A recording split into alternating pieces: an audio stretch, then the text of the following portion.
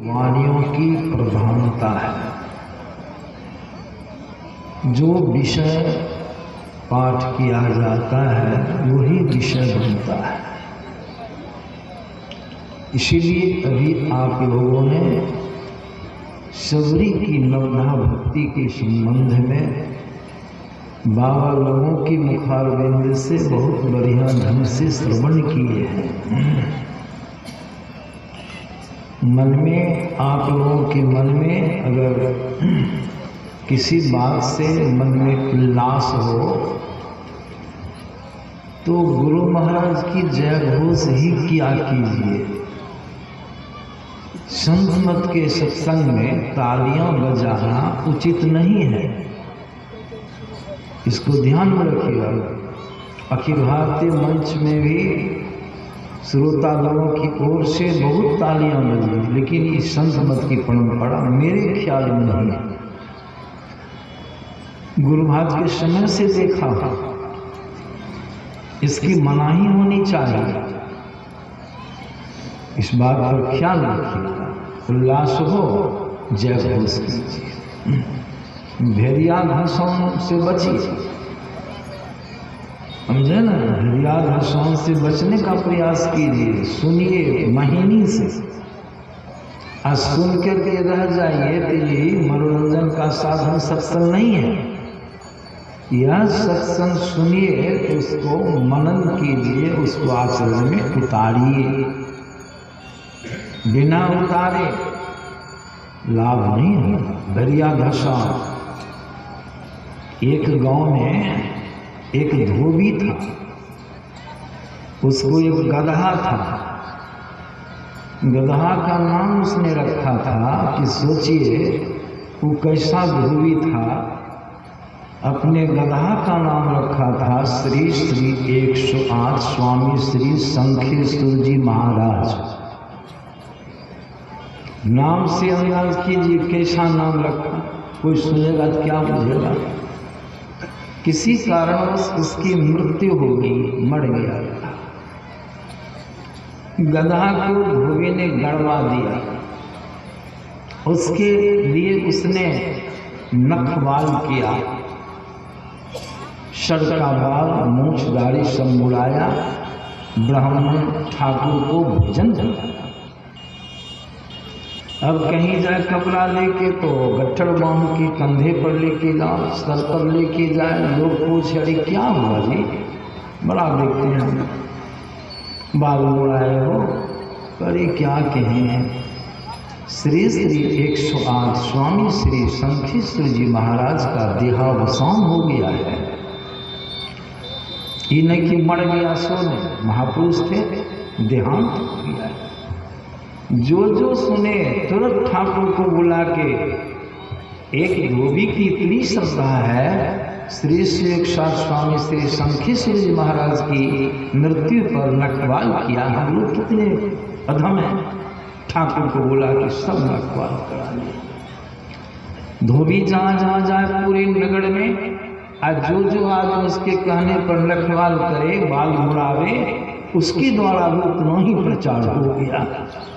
परिणाम यह हुआ कि ठाकुर नहीं मिलने लगा, पूरे नगर के लोग बाल मुड़ा के बैठे।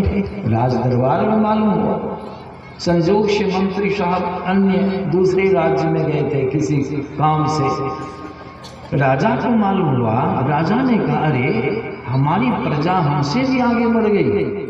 इतने बड़े महापुरुष का शरीर त्याग हुआ, सबों ने नखवाल किया, हम राजा होकर के कितने मूर्ख हैं। बोला ठाकुर, दरबारी ठाकुर आया, अपने भी सभी कर्मचारियों का भी सम्मान दिया। मंत्री जी आए, नगर प्रवेश किए, देखते हैं सबको एक तरफा बाल मुड़ा लिया है। कोई बीत है क्या हुआ? का मालूम नहीं है मंत्री साहब, हम राज्य में नहीं थे, दूसरे राज्य गए थे कारण काम से। क्या हुआ है, क्या बात है? श्री श्री 108 स्वामी श्री ब्रह्मचारी शंखेश्वर जी महाराज का देहावसान हो गया। बहुत विचित्र बात। दरबार में आए, राजा से मिले। राजा भी बाल मुड़ा के बैठे थे। कहा महाराज क्या बात है? अरे बात पीछे पूछना, पहले रखवाल पर सर का बाल मुड़ा। क्यों महाराज, क्या हुआ, सुनाइए। अरे श्री श्री स्वामी श्री शंखेश्वर जी महाराज का देहावसान किया। महाराज कौन थे वो? अब कौन थे, नाम नहीं सुनता है, कैसा नाम है। अब फिर पूछता है कौन थे? महापुरुष संत थे। किसने कहा? हमको अमुक ने कहा, अमुक को बुलाया। राजा बारी बात, अरे किसने कहा? फलाना ने कहा, बुलाओ। इस तरह से सभा लग गई दरबार में। सारे लोग आके, सबका मुंह केस मुड़ा हुआ, बाल मुड़ा हुआ। अंत में मुख्य प्रचारक जो रोवी था उसका नाम आया। वो आया, सभा लगी हुई है, राजा सिंहासन पर विराजमान है, मंत्री जी भी हैं। कहा रे धोबी, श्री श्री 108 श्री शंखेश्वर जी महाराज आखिर थे कौन? कहाँ के थे? वो बड़ा बतवंडर था, एक नंबर का कवियार था, अंठा मंठा के क्या महाराज, वही अपना गधा हुआ, जिस गधा पर कपड़ा लाद के लाते वही था। मंत्री जी ने कहा कि राजन क्या बिना विचारे यो करे, सो पीछे पछताए, काम बिगाड़े अपना जग में हो फंसा। इसलिए संत मत घड़िया घसान से बचने का ज्ञान देता है। अभी जो सबरी की नवधा भक्ति का पाठ किया गया है, इतना सुंदर नमूना है, उसका वर्णन नहीं है। हम और आप जितने हैं सब राम की भक्ति करना चाहते हैं ना, ईश्वर की भक्ति करना चाहते हैं। कितने कितने ढंग से, कितनी कितनी तरहों से लोग भक्ति करता है ना। लेकिन आज देखिए भगवान राम सबरी के आश्रम पर आए हैं और हम राम की भक्ति किस तरह करेंगे, वही राम सबरी के आश्रम पर आए हैं। और वे राम अपनी भक्ति, मेरी भक्ति आप लोग कैसे कीजिएगा, तो अपने मुखारबिंद से वर्णन किए हैं। इसमें भटकने की कोई बात है? राम की भक्ति कैसे करेंगे, तो राम स्वयं अपने मुखारबिंद से बतला रहे हैं, सबरी को माध्यम बना करके कि हम राम की भक्ति कैसे करेंगे, कैसे बतलाएंगे। जो भक्ति सबरी पूर्ण की थी, जिस भक्ति के परिणाम स्वरूप अंत में सुने कि सबरी की वह गति हुई जो बड़े बड़े महापुरुषों को नसीब नहीं। तजी जोग पावक देह हरि पद लीन भई जहां नहीं फिरे। हरि के उस पद में सबरी लीन हो गई जहां से कोई लौट करके इस संसार में नहीं आता है। कैसी भक्ति थी वो?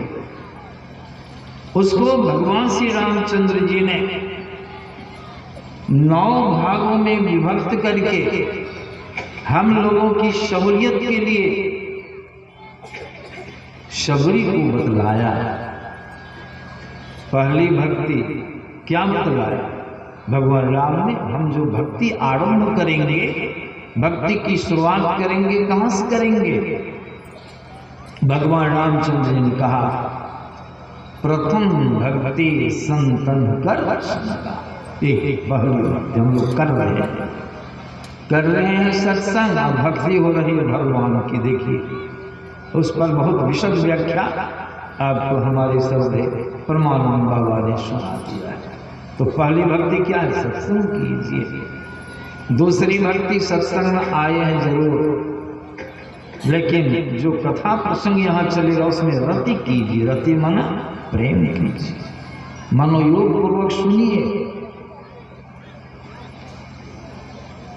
दूसरी भक्ति। तीसरी भक्ति, जब सत्संग सुनेंगे तो भक्ति करने का अवश्य आप ठानेंगे, निर्णय लेंगे, सुनने से चेतना मिलेगी, विवेक होगा, प्रेरणा मिलेगी, भक्ति करने का मन में ठानिएगा, तो भक्ति कैसे कीजिएगा?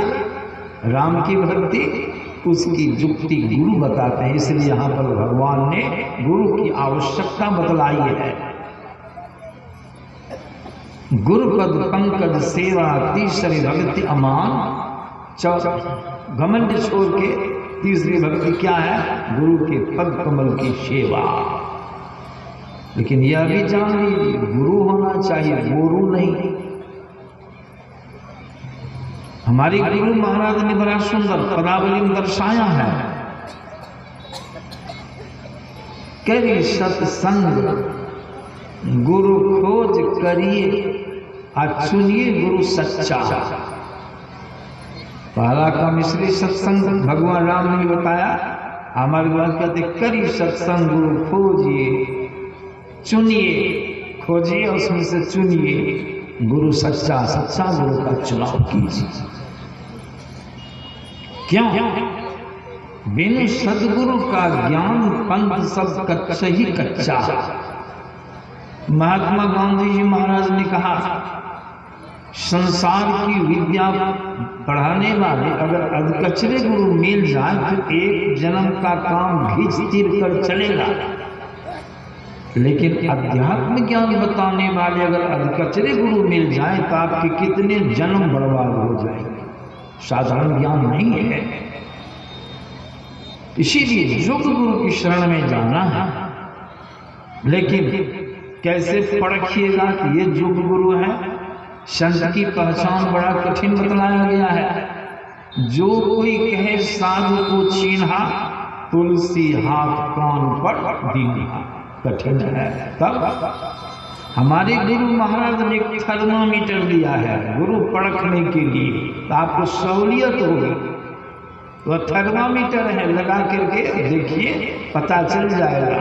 उसको गुरु बनाइए, उनकी सेवा कीजिए। क्या थर्मामीटर दिया है गुरु महाराज ने? कहा, कुंडलिया में कहूं, मैं कुंडलिया भजन में कह रहा हूं गुरु की पहचान। कुंडलिया में कहूं सो सदगुरु कर पहचाना। अरे हारे में ही जो प्रभु दया से मिले सेवी, उसको सेवी ईश्वर की और मिल जाए सागरो तो सेवी कैसे? तज अभिमाना, घमंड छोड़ के उसका सेवा। अब कुंडलिया सुन लीजिए, वो क्या कह रहे कुंडलिया में गुरु की पहचान के लिए। मुक्ति मार्ग जानते, मुक्ति मार्ग मोक्ष का मार्ग, जो जानते हैं मोक्ष का मार्ग अंदर में है, जो कल भगवान राम की वाणी में पाठ में आप लोगों ने सुना था। मुक्ति मार्ग जानते, साधन करते नित्य, साधन करते नित्य, सत्य चित्त जग में रहते। नित्य साधन भी करते हैं, सच्चे विचार से संसार में छल कपट से ही पवित्र हृदय से, और सच्चित जग में रहते। दिन दिन अधिक विराग, दिनानुदिन उनकी विरक्ति संसार की वस्तुओं से बढ़ती जाती है, प्रभु में अनुरक्ति होती जाती है। दिन दिन अधिक विराग, अब प्रेम सत्संग सो करते, सत्संग से प्रेम करते। दृढ़ ज्ञान समझाए, कैसा ज्ञान? बहुत मजबूत दृढ़ ज्ञान समझाए, संत मत स्थिर करते। अपना मत नहीं, अपना मत नहीं, संतों का जो मत है कल्याणकारी मत है, स्थिर करते। अंत में गुरु निर्णय देते हैं, मैं ही ये गुण धर जोई, गुरु सोई सच्चित, अब मुक्ति मार्ग जानते, साधन करते। ऐसा नहीं अनहर गुरु और बहिर चेला, दोनों नरक में ठेला। इसी को तुलसीदास जी महाराज कहते हैं, गुरु कर अंध बधिर कर लेखा, एक ना सुने एक नहीं। ऐसा गुरुआ मन मन गाजत है, चलवा से कुछ ले। आजकल चलवो भी होशियार हो गया है। गुरुआ मन मन गाजत है, चलवा सब कुछ लेवा, चलवो मन मन गाजत है, एको पैसा नहीं दे। ये भी है, समझ लो। इसीलिए जो गुरु की शरण में जाइए, ऐसे गुरु की सेवा घमंड छोड़ करके कीजिए, भगवान राम की आज्ञा है। चौथी भक्ति मम गुण गण करे कपट गान। चौथी भक्ति क्या है? मेरे गुण समूह का गान लोगों के बीच में जाके सुनाइए, ताकि मेरी भक्ति में लोगों की रुचि जगे। लेकिन सुनाइए भी तो कैसे? शर्त है, सीधे सुनाइए नहीं, वहां शर्त है। क्या शर्त है? चौथी भक्ति मम गुण गण करे कपट कपट तजिगान। कपट नहीं, कपट किसको कहते हैं? कान भीतर में कुछ और मुंह में कुछ, बहुत खराब। कपट अगर है तो बहुत परिणाम बुरा।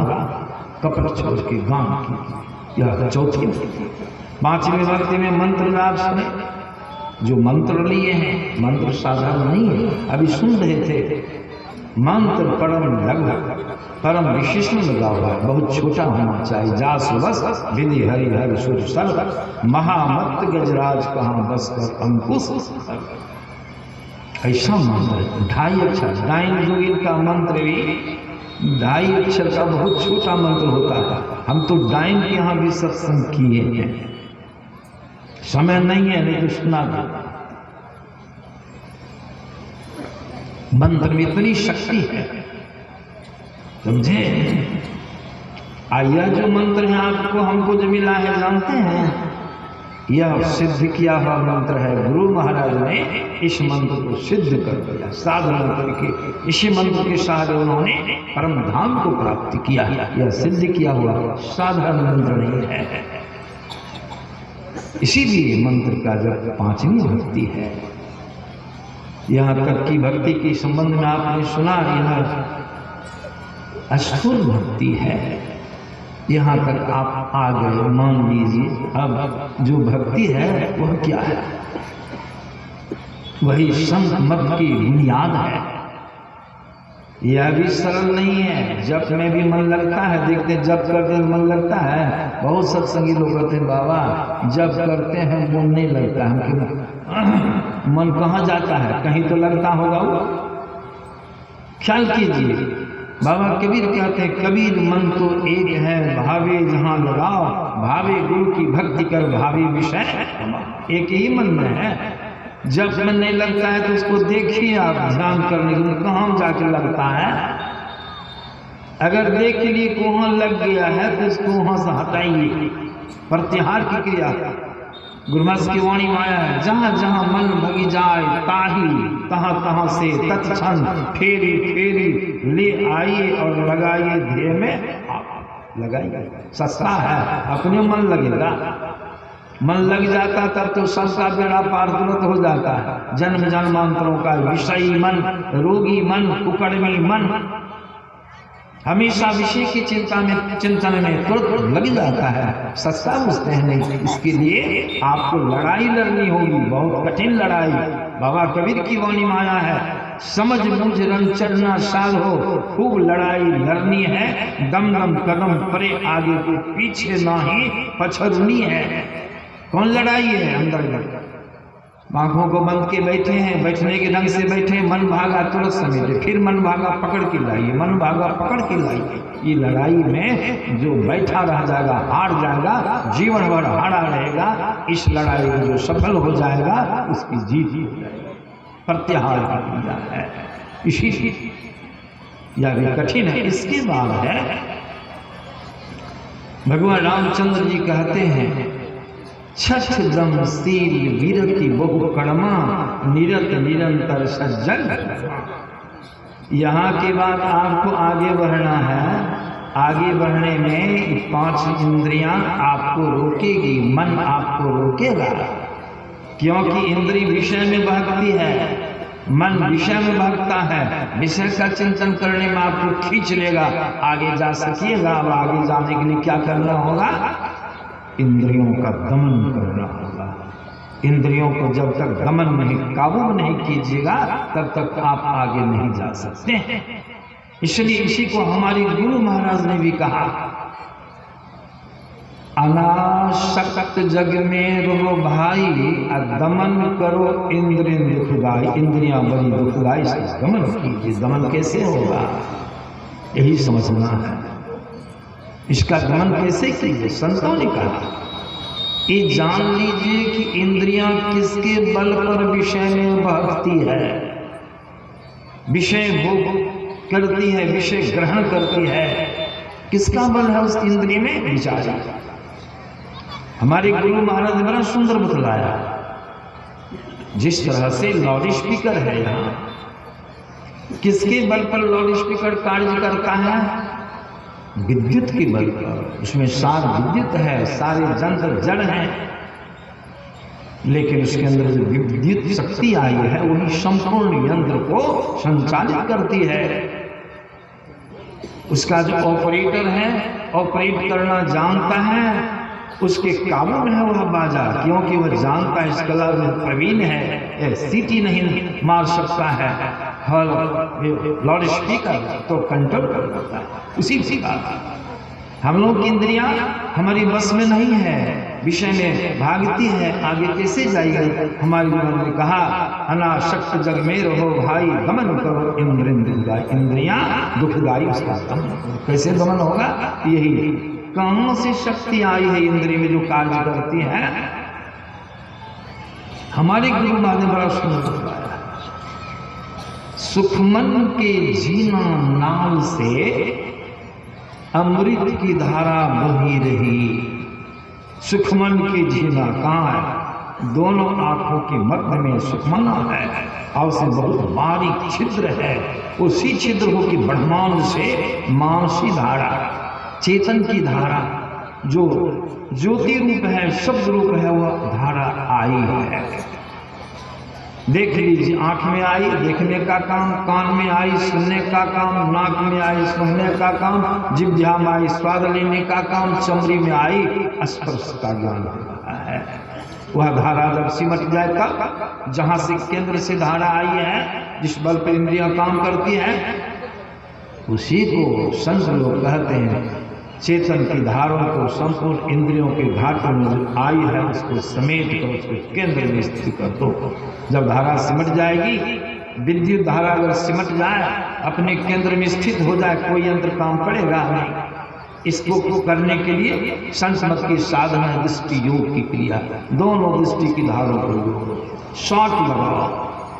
बाहर में भी 2-7 सट जाने के बाद कोई बल ये पंखा कोई यंत्र काम नहीं करेगा। लोग कहेंगे शॉर्ट लग गया। शॉर्ट लगने के बाद वहां की धारा सिमट के उसके केंद्र में चल जाती। उसी प्रकार संतों ने कहा, यहाँ भी दाई आंख की दाई धार, बाई आंख की बाई धार, शीत उष्ण धार है, दोनों धार को सटा जोड़ो एक।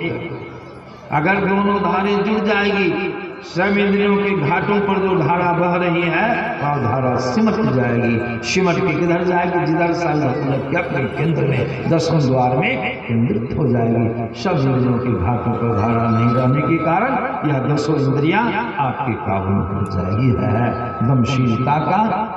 आगे भी साथ में भक्ति है, आगे हम नहीं बढ़ेंगे, इसलिए हमारा साथ हो गया। इन्हीं शब्दों के साथ अपनी वाणी विराम देता हूँ। श्री सद्गुरु श्री सद्गुरु महाराज की जय। अभी हम लोग के स्वर से चतुर्दिक शोभित हैं। पद्म प्राण से अनुराग रखने वाले कुछ भ्रमर उन पुष्पों पर मंडरा रहे हैं, तो कुछ मधुपान कर मस्ती में झूमते हुए गुणगान कर रहे हैं। लता वादियों के कुंज में जहाँ तहाँ पक्षी कूद रहे हैं, तो कहीं कोयल सुमधुर से पंचमता आलाप रही है। शीतल मंद सुगंधित सविरन तथा वहाँ की पवित्र वातावरण से कभी खुलकर भान हो रहा है, किंतु आवश्यकता है जल की, जो उस जल में डालकर उसके नीचे छिपे हुए माल को निकाल कर देखा जा सके, और वो दिखाने वाले हमारे महान अध्यात्म ज्ञानी गुरु चरण सेवी पूज्य स्वामी प्रमोद जी महाराज हैं, जिनके सामने माइक व्यवस्थित है।